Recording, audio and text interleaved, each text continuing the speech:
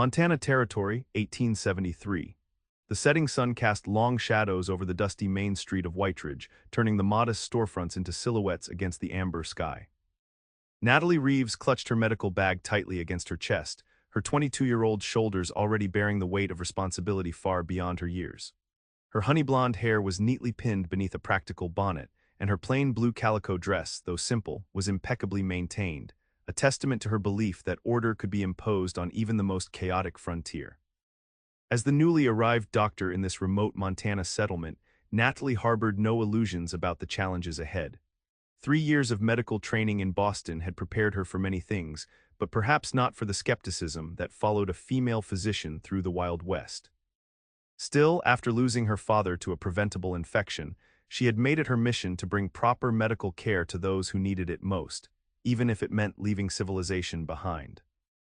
"A woman has no business practicing medicine out here," her uncle had warned when she announced her intention to accept the position. "The frontier breaks strong men, it will destroy you." Those words echoed in her mind as she approached the weathered building that would serve as both her clinic and home. She had come to believe them herself, that vulnerability was a luxury the frontier did not permit, that to survive here meant standing alone and impenetrable, that attachments were dangerous in a land where death was an everyday companion. Natalie set her bag down on the rough-hewn porch and fumbled for the key. The town council had sent it ahead, along with a letter describing the desperate need for a doctor after the previous one had succumbed to pneumonia last winter. They hadn't specified they were expecting a man, but Natalie knew the assumption was there. "Need a hand with that, miss." The deep voice startled her, causing her to drop the key. Before she could bend to retrieve it, a tan hand swooped down and plucked it from the dusty boards. Natalie looked up into eyes the color of a summer sky, set in a face that seemed too young to carry such confidence. "Thank you, but I can manage," she said, extending her hand for the key. The young man, perhaps 25, with sandy brown hair that curled slightly at his collar and a light stubble that emphasized rather than concealed his strong jawline, smiled and placed the key in her palm. "You must be the new doctor," he said, tipping his hat. "Word travels fast in Whitridge."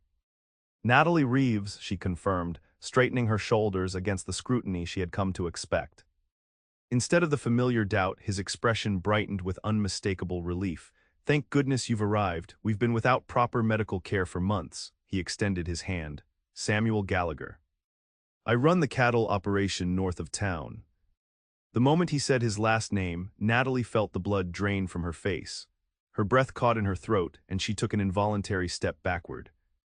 "Gallagher," she repeated, her voice barely above a whisper, his brow furrowed with concern. "Are you all right, Miss Reeves? You look like you've seen a ghost." And perhaps she had. The name Gallagher had haunted her dreams for years, though she had never expected to encounter it in this remote corner of the Montana Territory. "I'm fine," she managed, forcing herself to meet his gaze. "The journey was long and I'm rather tired." Samuel Gallagher studied her face, clearly unconvinced by her explanation. "Let me help you get settled, at least. Town council asked me to make sure the place was ready for you." Without waiting for her response, he retrieved her bag and unlocked the door, stepping aside to let her enter first. The clinic was modest but clean, with an examination room in front and living quarters in back. Someone had stocked the pantry with basic provisions and left a bouquet of wildflowers on the small dining table. "Sheriff Roberts's wife arranged for the flowers," Samuel explained, setting her bag down. "She thought you might appreciate a welcome gesture." "It was very kind of her," Natalie said, removing her bonnet and placing it on a hook by the door. She was acutely aware of his presence, filling the small room with an energy that made her nervous for reasons beyond his surname. Samuel leaned against the doorframe, arms crossed over his broad chest. His cotton shirt, though dusty from a day's work, couldn't disguise the athletic build beneath. "I have to ask, Miss Reeves, why did my name cause such a reaction?" Natalie busied herself arranging her medical supplies on a nearby shelf. "I don't know what you mean." "You gasped when I said Gallagher, and you've been looking at me strangely ever since." His tone wasn't accusatory but curious. "Have we met before?" "No," she said firmly, "we have not." "Then is it someone else by that name? It's not uncommon, especially among those with Irish roots." Natalie's hands trembled slightly as she arranged a row of glass bottles. "Mr. Gallagher, I appreciate your assistance, but I've had a long journey and would prefer to rest now." He straightened, respecting her request even as his eyes reflected his confusion. Of course. My ranch is about 5 miles north if you need anything, just follow the creek. He moved toward the door but paused. We're grateful to have a doctor again, Miss Reeves. Truly. After he left, Natalie sank into a chair, her composure finally crumbling. She pulled a locket from beneath her collar and clicked it open, revealing a faded photograph of a family, her family, before tragedy had torn it apart. Her mother, her father, herself as a child, and her older brother who had ridden west 10 years ago, never to return. The last letter they received mentioned he had taken work with a cattle outfit owned by a man named Gallagher. She had come to Montana not only to practice medicine, but to search for any trace of her brother. Now, on her very first day, the name that had been her only clue had materialized before her. But what were the chances this young rancher had any connection to her brother's disappearance? And how could she ask without revealing a past she had carefully guarded for years? Natalie closed the locket and tucked it away. The frontier demanded strength, not sentiment. Whatever answers she sought would have to wait until she established herself as the town's physician. Only then could she afford the luxury of pursuing personal ghosts. The following weeks passed in a blur of activity as Natalie settled into her role. Though initially met with skepticism, her competence quickly won over most of Whiteridge's residents. She set broken bones, delivered babies, treated fevers, and dispensed the kind of practical medical advice that frontier communities desperately needed. Samuel Gallagher appeared regularly, sometimes with minor injuries among his ranch hands, other times with supplies or freshly killed game. Offerings he claimed were payment, though Natalie suspected they were more gestures of kindness than compensation. "Your wrist is sprained, not broken," she informed him one afternoon as she wrapped a bandage around his arm. He had fallen while mending a fence, and though he insisted it was nothing, one of his cowboys had practically dragged him to her clinic. "Told Jenkins it wasn't worth bothering you over," he grumbled, though the warmth in his eyes suggested he wasn't entirely displeased to be under her care. Natalie secured the bandage with practiced efficiency. "Mr. Gallagher, if everyone waited until they were at death's door to seek medical attention, I would be a very frustrated doctor." "Samuel," he corrected gently. "After a month of patching up me and my men, I think we're past formalities." She met his gaze briefly before turning to wash her hands in the basin. "Very well, Samuel, but that doesn't change my medical advice. Rest that wrist for at least a week." He laughed, a rich sound that seemed to fill every corner of the small room. "A week, Miss Reeves, cattle don't tend themselves." "Natalie," she found herself saying, surprising them both. "If we're past formalities." Samuel's smile widened. Natalie, then, a beautiful name for a beautiful doctor. She felt heat rising to her cheeks and turned away under the pretense of organizing her instruments. "Flattery won't change my prescription, 1 week of rest."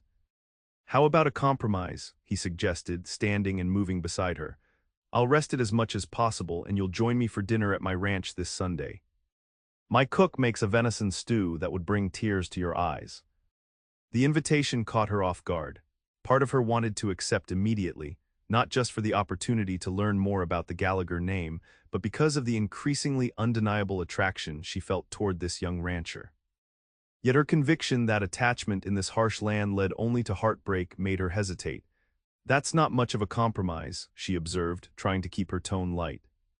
"You're essentially offering to follow my medical advice if I agree to dine with you."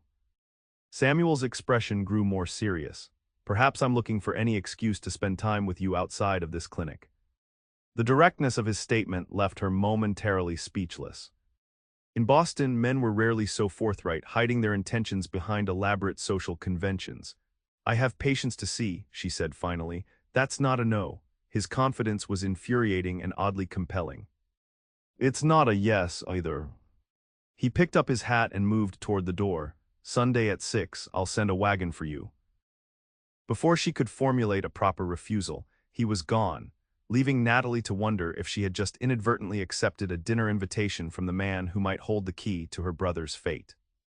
Sunday arrived with unseasonable warmth, as if Montana itself approved of the dinner invitation Natalie had finally, officially accepted. She had spent an embarrassing amount of time deciding what to wear before settling on her one good dress, a sage green that complemented her eyes and felt like a connection to her former life in Boston. As promised, a wagon appeared at precisely 6 o'clock, driven by a weathered cowboy who introduced himself as Jenkins. "Boss has been fussin' all day," he informed her as he helped her into the seat. "Never seen him so worked up over company before." The Gallagher ranch was larger than Natalie had imagined. A sprawling operation with a substantial main house built of sturdy logs, several outbuildings, and acres of grazing land stretching toward distant mountains. As they approached, Samuel emerged from the house, his injured wrist still bandaged but his smile unburdened by any discomfort. "You came," he said, helping her down from the wagon with his good hand.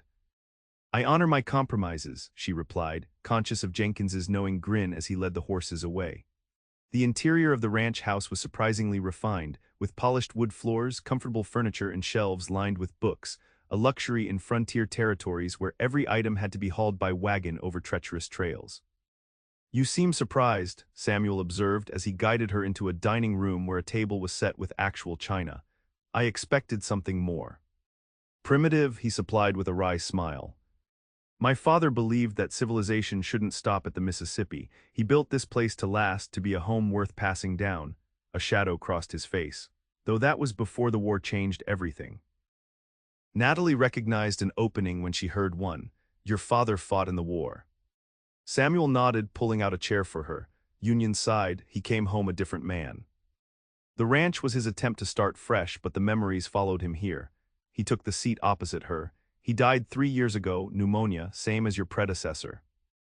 "I'm sorry," she said, genuinely moved by the pain that flashed across his youthful features. "That's frontier life," he said with forced lightness. "No one escapes loss out here." As the evening progressed, Natalie found herself increasingly drawn to Samuel's combination of frontier grit and unexpected thoughtfulness. The promised venison stew was indeed remarkable, and the conversation flowed more easily than she had anticipated.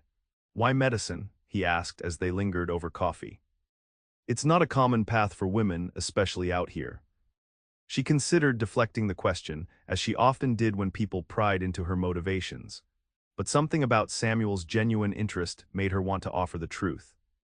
"My father was a doctor," she explained. "He died of an infection that could have been treated with proper care. After that, I couldn't imagine doing anything else." She paused, deciding how much more to reveal. "And I had personal reasons for choosing the Montana Territory." Samuel leaned forward, his expression open, such as. The moment stretched between them, taut with possibility. Here was her chance to ask about her brother, to see if this Gallagher had any connection to the one mentioned in her brother's final letter. Instead, she said, "I wanted to go where I was needed most. Where a doctor could make a real difference." It wasn't a lie, but it wasn't the whole truth either. Something held her back, perhaps fear that discovering the connection would change everything between them just when she was beginning to let her guard down. Samuel seemed to sense her reticence. "Well, Whitridge is certainly lucky to have you, I know I am." The depth of feeling in his voice startled her. It had been so long since anyone had looked at her the way he was looking at her now, as if she were not just useful but precious. After dinner, he showed her around the ranch, pointing out improvements he had made since his father's death and sharing his vision for the future. In the barn, he introduced her to his prize stallion, a magnificent black horse named Midnight. "He was a gift from my father on my 21st birthday," Samuel explained, stroking the animal's nose. "One of the few good days toward the end." Natalie approached cautiously, extending her hand toward the horse. Midnight sniffed her palm before pressing his muzzle against it, accepting her presence. "He likes you," Samuel observed, standing close enough that she could feel the warmth radiating from him in the cool evening air. "He's usually wary of strangers." "Animals sense kindness," she said softly, entranced by the gentle power of the creature before her. "So do people," Samuel replied, his gaze fixed on her profile. When she turned to face him, she found him closer than expected, his eyes reflecting the lantern light. For a moment, she thought he might kiss her, and more surprising than the thought itself was her realization that she wanted him to. Instead, he stepped back, respecting boundaries she hadn't even articulated. "It's getting late. I should take you back to town." The ride back was quiet, the night air filled with the sounds of crickets and the distant howl of coyotes. Samuel drove the wagon himself, despite her protests about his injured wrist. At her door, he helped her down and lingered, hat in hand. "Thank you for coming tonight." "Thank you for inviting me," she replied, suddenly shy in a way she hadn't been since girlhood. "Perhaps we could do it again," he suggested, his voice hopeful. "There's a social at the church next Saturday." Dancing, food, the usual frontier attempts at civilization. Natalie hesitated. Each moment with Samuel pulled her further from her conviction that isolation was safer than connection. Yet she couldn't deny the warmth that had begun to melt the frozen places within her. "I would like that," she said finally. His smile could have lit the darkened street. "Good night then, Natalie Reeves." "Good night, Samuel Gallagher."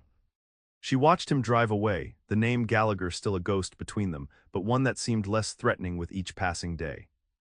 The church social brought together settlers from miles around, transforming the modest building into a hub of music, laughter, and the kind of communal joy that made frontier hardships bearable. Women had brought their finest recipes, men had cleaned up and donned their best shirts, and someone had even arranged for a fiddle player from the next town over. Natalie arrived wearing the same green dress, having nothing else suitable for such an occasion. She had barely stepped through the door when Mrs. Roberts, the sheriff's wife, swept her into a circle of women who had questions about everything from childhood ailments to feminine complaints too delicate to discuss in the clinic. She was deep in conversation about preventative measures against influenza when Samuel appeared, looking so different in his clean black coat and pressed white shirt that she almost didn't recognize him. His hair was neatly combed, his face freshly shaven, revealing the strong line of his jaw and the dimple in his chin when he smiled at her. "Ladies," he greeted the group with a tip of his hat. "Mind if I borrow our doctor for a dance?" Before Natalie could protest, Mrs. Roberts gave her a gentle push forward. "Go on, dear, you've been working too hard. Enjoy yourself a little." Samuel led her to the cleared space where other couples were already moving to the lively tune the fiddler was playing. "I should warn you I'm not much of a dancer," she admitted as he took her hand. "That makes two of us," he replied with a grin, "but I figure if we're both terrible, it might average out to something acceptable." Their lack of skill didn't matter as they joined the simple circle dance, following along as best they could and laughing when they missed steps or turned the wrong way. By the third song they had found their rhythm, moving together as if they'd been dancing for years. During a pause while the fiddler rested his fingers, Samuel brought her a cup of punch. "You're a natural," he teased. "A natural disaster, perhaps," she countered, but she was smiling, feeling lighter than she had in years. As they stood together watching the other dancers, Sheriff Roberts approached with a grim expression that seemed out of place amid the festivities. "Doc," he said, nodding to Natalie. "Gallagher, hate to interrupt, but there's been trouble at the Miller homestead. Sounds like the boy fell from the hayloft. Bad leg break from what the father described." Natalie immediately set down her punch. "I'll get my bag." "I'll drive you," Samuel offered without hesitation. The Miller place is a rough trip, especially after dark. Within minutes, they were in Samuel's wagon, racing through the night toward a homestead 10 miles outside of town. The mood had shifted completely, all thoughts of dancing replaced by concern for a child in pain. "The Millers are good people," Samuel told her as they bounced over the uneven trail. "Came out here 3 years ago with nothing but a wagon and determination. Jacob, that's the boy, he's their oldest, about 12 now." "Tell me about the terrain to their homestead," Natalie requested, mentally preparing for what lay ahead. "Will we be able to transport him if necessary?"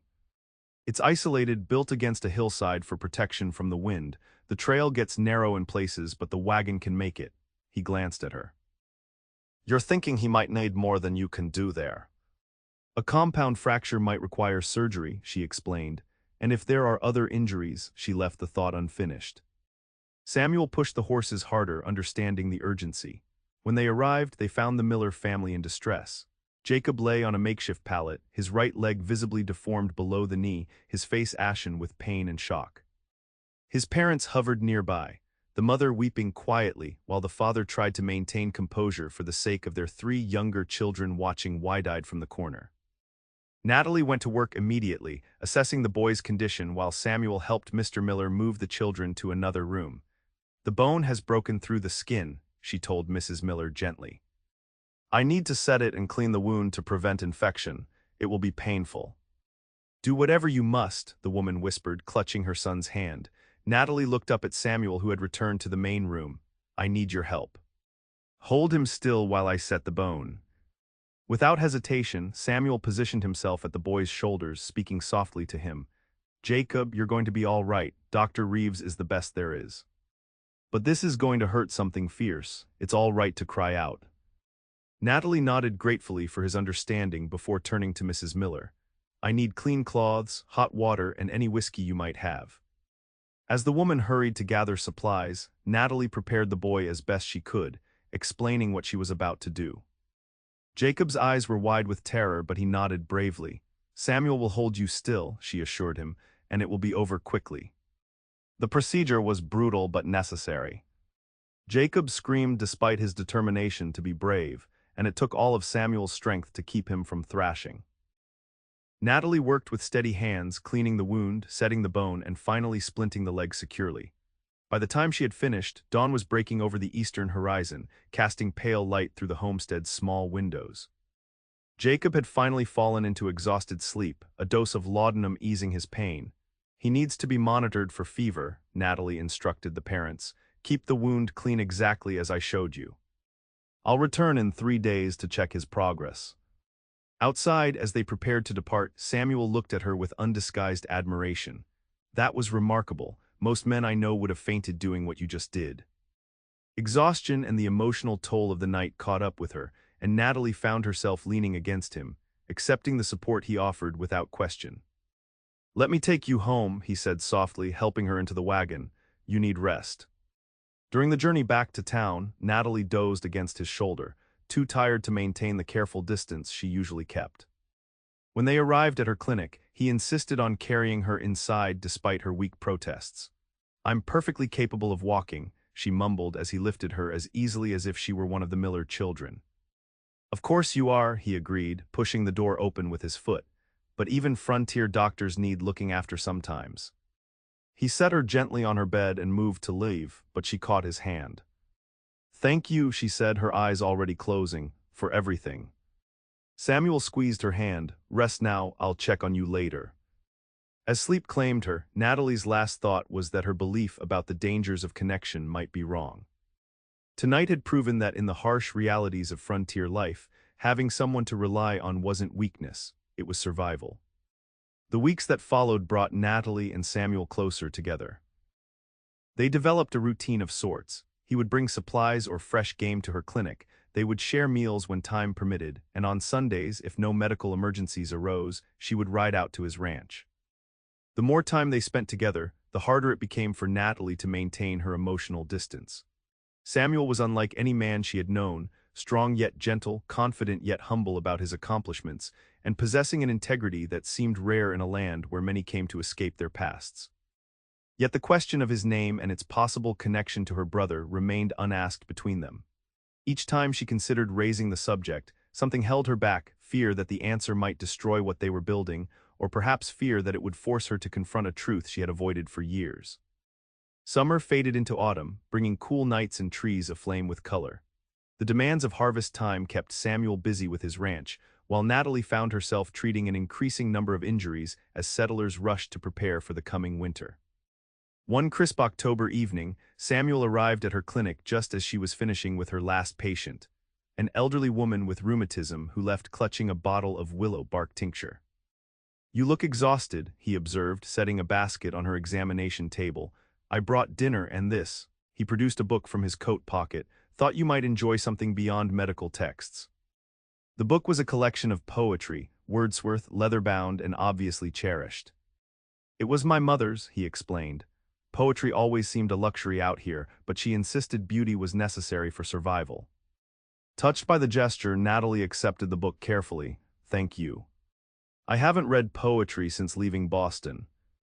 They ate together in the small living quarters behind the clinic, the simple meal of bread, cheese, and cold venison made special by shared company. Afterward, Samuel built up the fire against the evening chill while Natalie made tea. Winter comes early in these parts, he said, watching the flames catch. The pass to the east can close by November if the snows are heavy. Is that a subtle reminder that I should stock up on supplies? She asked, handing him a steaming cup. He smiled, taking the tea. More a reminder that if you need anything, you should tell me now while the trails are still passable.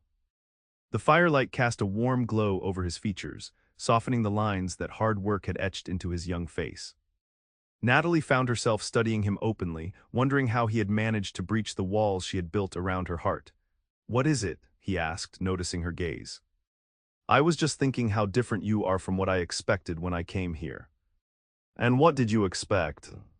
She hesitated, choosing her words carefully. "Someone rougher, less," she gestured vaguely. "Less thoughtful." Samuel set his cup down and moved to sit beside her on the small sofa. The frontier has a way of stripping people down to their essentials. Some become harder, crueler. Others find strength in compassion. He took her hand, his calloused fingers gentle against her skin. "You've brought healing to more than just bodies in Whiteridge, Natalie." The tenderness in his voice undid her final defenses. When he leaned forward, she met him halfway, their lips joining in a kiss that felt like coming home after a long journey. His hand cupped her cheek, and she leaned into his touch, allowing herself to experience the connection she had denied for so long. When they finally parted, Samuel pressed his forehead against hers, their breath mingling in the quiet room. "I've wanted to do that since the first day," he confessed, "when I dropped my key. When you looked at me like I was a puzzle you couldn't quite solve." She pulled back slightly, reminded of the mystery that still lay between them. "Samuel, there's something I need to ask you." The seriousness in her tone made him straighten, though he kept hold of her hand. "Anything. Your father's ranch, was it always in your family? Or did he purchase it from someone else?" The question clearly surprised him. "He started it from nothing after the war, why do you ask? And before you, was there anyone else who managed it?" "Perhaps while your father was ill." Understanding dawned in his eyes. "This is about my name, isn't it? About why you reacted so strongly when we first met." Natalie nodded, unable to retreat now that she had begun. "My brother Nicholas came west 10 years ago. The last letter we received mentioned he had found work with a cattle operation owned by a man named Gallagher. When he stopped writing, we feared the worst." Samuel's expression shifted from confusion to realization. "Nicholas Reeves," he said softly, "tall fellow with a scar above his right eye." Natalie's heart nearly stopped. "You knew him?" "Not personally, but my father spoke of him." Samuel ran a hand through his hair, suddenly agitated. "Natalie, there's something I need to show you. Not tonight, it's too dark to make the trip safely, but tomorrow if you can spare the time." The certainty that Samuel knew something about her brother's fate both elated and terrified her. "What is it?" He squeezed her hand. "It's better if I show you. Will you trust me until tomorrow?" Despite the anxiety his words provoked, Natalie nodded. "I trust you." Their evening ended with another kiss, this one carrying the weight of promises and revelations yet to come. After Samuel left, Natalie found sleep impossible, her mind racing with questions. Had she finally found the answers she'd been seeking for nearly a decade, and would those answers bring peace or new pain? Samuel arrived early the next morning with 2 saddled horses. "It's faster on horseback," he explained, "and the trail is too narrow for a wagon in places." They rode in relative silence, Natalie following Samuel's lead as they traveled north beyond his ranch into increasingly rugged terrain. The autumn colors were magnificent, aspens glowing gold against the evergreen backdrop, the distant peaks already dusted with early snow. After nearly 2 hours, they came to a small clearing beside a swift-flowing creek.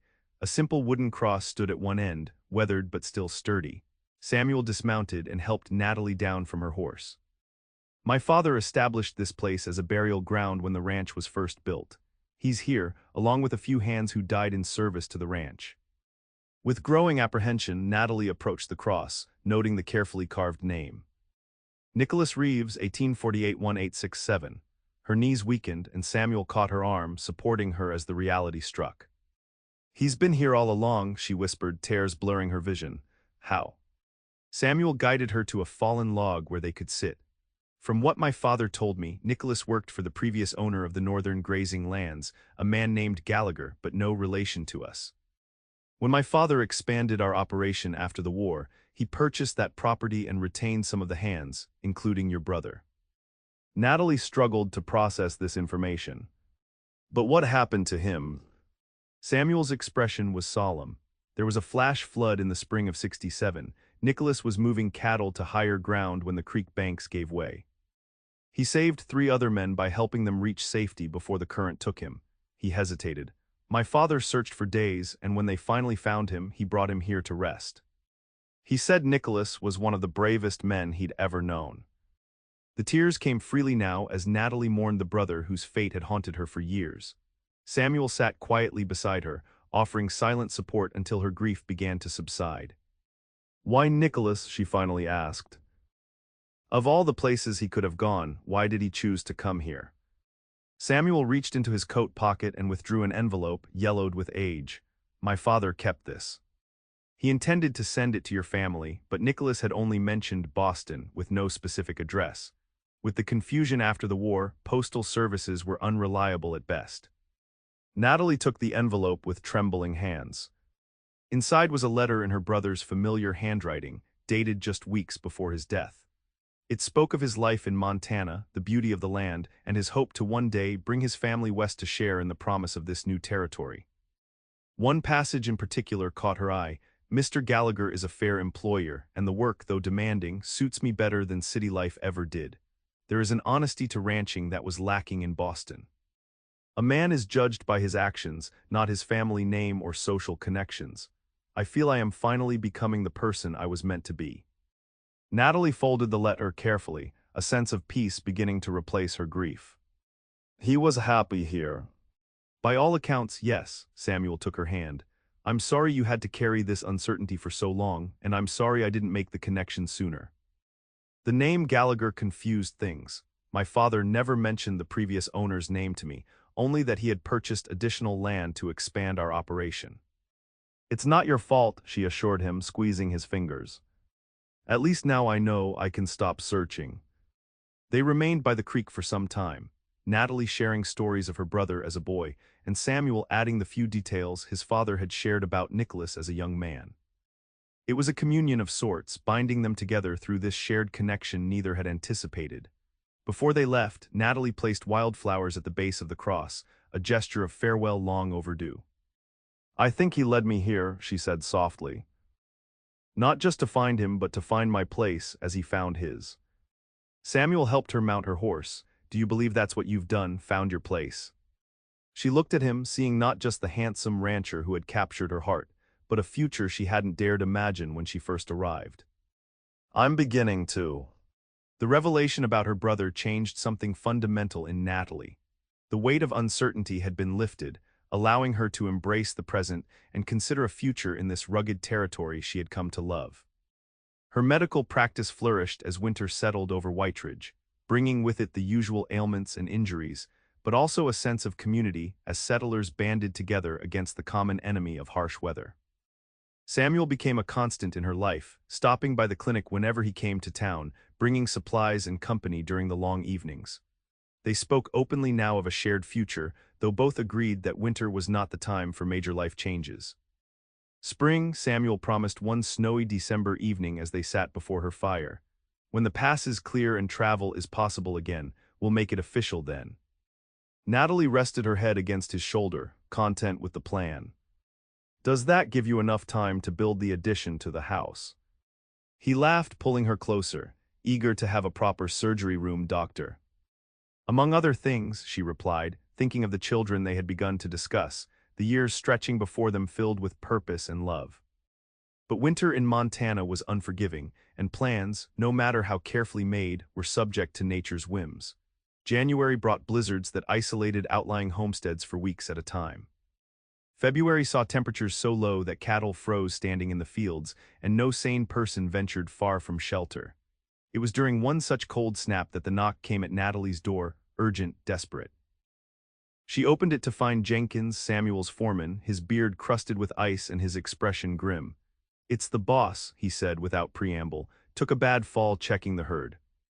"Doc, it don't look good." The journey to the Gallagher ranch was nightmarish. Even wrapped in every layer she possessed, Natalie felt the cold cutting through to her bones. Jenkins had brought the strongest horses, but the snow was deep and progressed painfully slow. By the time they arrived, Natalie's medical mind had conjured every possible scenario, each worse than the last. The ranch house was ablaze with light, every lamp burning as if to ward off the darkness of potential loss. Two cowboys met them at the door, helping Natalie down from her frozen perch. "He's in his room," one said, his young face etched with worry. "Hasn't woken since we brought him in." Samuel lay still on his bed, his face ashen against the white pillows. A hasty bandage wrapped his head, blood already seeping through the fabric. His right arm lay at an unnatural angle, clearly broken, and his breathing came in shallow, irregular gasps. Natalie moved into action immediately, her personal fears submerged beneath professional necessity. "I need hot water, clean clothes, my medical bag from the wagon, and every lamp you can find," she ordered, already removing her outer garments. "And someone build up the fire, we need this room warm." As the men scrambled to comply, she gently examined Samuel's injuries. The head wound was serious, a deep gash that would require stitches, but it was the irregular breathing and unresponsiveness that concerned her most. Internal injuries were likely, and in this isolated location with primitive tools and no assistance, her options were limited. "What happened?" she asked Jenkins as she cleaned the head wound. "Midnight spooked at something in the snow." Buck threw the boss against a fence post. The weathered cowboy twisted his hat in his hands. "Never seen that horse do anything like it before. Been with him since he was a colt." Natalie worked through the night, stitching the head wound, setting the broken arm, and monitoring for signs of internal bleeding. By dawn, Samuel's breathing had stabilized somewhat, but he remained unconscious, his body fighting to repair the damage of the fall. Days passed in a blur as Natalie refused to leave his side. The ranch hands maintained operations as best they could while bringing regular reports to the sick room. A fierce determination sustained her through exhaustion, and fear she had not found Samuel only to lose him now. On the third night, as she dozed in a chair beside his bed, a weak voice pulled her from sleep. "You look terrible," Samuel whispered, his eyes open but unfocused. Natalie was at his side instantly, tears of relief threatening. "That's no way to speak to your doctor," she scolded gently, taking his uninjured hand.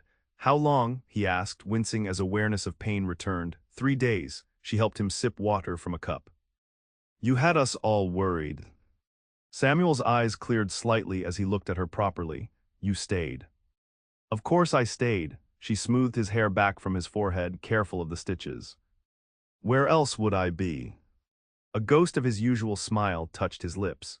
"Shouldn't you be telling me how foolish I was to be out in such weather?" "Later," she promised, "when you're strong enough to properly appreciate my lecture." His recovery was slow but steady. The head injury left him with headaches and occasional dizziness, but his mind remained sharp. The broken arm would take months to heal completely, but Natalie assured him it would regain full function with time and proper care. As February gave way to March, and the first hints of thaw appeared in sheltered valleys, Samuel grew restless with confinement to the house. Natalie, who had effectively moved into the ranch during his recovery, monitored his progress with both professional and personal interest. "Another week," she insisted when he suggested riding out to check the herd. "Your balance isn't reliable enough yet for horseback." They were sitting on the porch, bundled against the lingering cold but enjoying the strengthening sun. Samuel took her hand, his expression suddenly serious. "I had a lot of time to think while I was laid up," he said, his thumb tracing circles on her palm, "about how quickly everything can change, how fragile life is out here." Natalie nodded, knowing too well the truth of his words. "It's the nature of the frontier." "It is," he shifted to face her more directly. "Which is why I'm not waiting for spring anymore. Natalie Reeves, will you marry me? Not when the pass is clear or when my arm heals completely, but now." "As soon as we can arrange it." The directness of the proposal matched the man who made it, straightforward, honest, without pretense. Natalie felt a surge of love so powerful it momentarily took her breath away. "Yes," she said simply. "Now." "Tomorrow, whenever you wish." The wedding took place 2 weeks later in Whitridge's small church. The entire town turned out for the occasion, along with neighboring ranchers and settlers from miles around. Natalie wore her green dress, now adorned with fresh lace collar and cuffs sent by express from Denver, an extravagance Samuel had insisted upon. Sheriff Roberts's wife had organized a celebration that transformed the town hall into a bower of evergreen branches and early spring wildflowers. The fiddler who had played at the social months before provided music, and the dancing continued well into the night despite Samuel's still healing arm. As they swayed together during a quiet moment, Natalie rested her head against her husband's chest, listening to the steady heartbeat that had almost been silenced. "Happy?" Samuel asked, his cheek against her hair. "Completely," she assured him, "though I still can't believe how it all began with me gasping at your name." He chuckled, the sound rumbling beneath her ear. The most unusual introduction I've ever had, but I'd say it worked out rather well in the end. Natalie lifted her face to his. It did, although technically we haven't reached the end yet. No, he agreed, kissing her softly. Just the beginning. Epilogue 10 years later. The Gallagher ranch had prospered over the decades since Natalie and Samuel joined their lives together. The original house had been expanded to accommodate their growing family, twin boys now 8 years old, and a 6-year-old daughter who already showed signs of following her mother into medicine. Natalie continued her practice, dividing her time between the clinic in town and a new surgery room built onto the ranch house. Samuel had become one of the territory's most respected ranchers, known for fair dealings and innovative practices. On this particular summer evening, they sat together on the wide porch that wrapped around their home, watching their children play with a new litter of puppies in the yard. The setting sun cast long shadows across land that had seen both hardship and joy. I received a letter from Boston today, Natalie mentioned, leaning comfortably against her husband's shoulder. My old medical school is considering accepting female students as a regular practice, not just exceptional cases. Progress, Samuel observed. Slow but movement nonetheless. They asked if I would consider returning to lecture on frontier medicine. Samuel turned to look at her, eyebrows raised. And what did you tell them? Natalie smiled, watching as their daughter carefully demonstrated to her brothers how to properly hold a squirming puppy. That my practice here keeps me quite busy enough, but I might consider writing a paper for their journal. The famous doctor. Gallagher sharing her wisdom with the East, Samuel teased, pressing a kiss to her temple. Hardly famous, she countered, just experienced in ways they can't imagine from their comfortable Boston practices.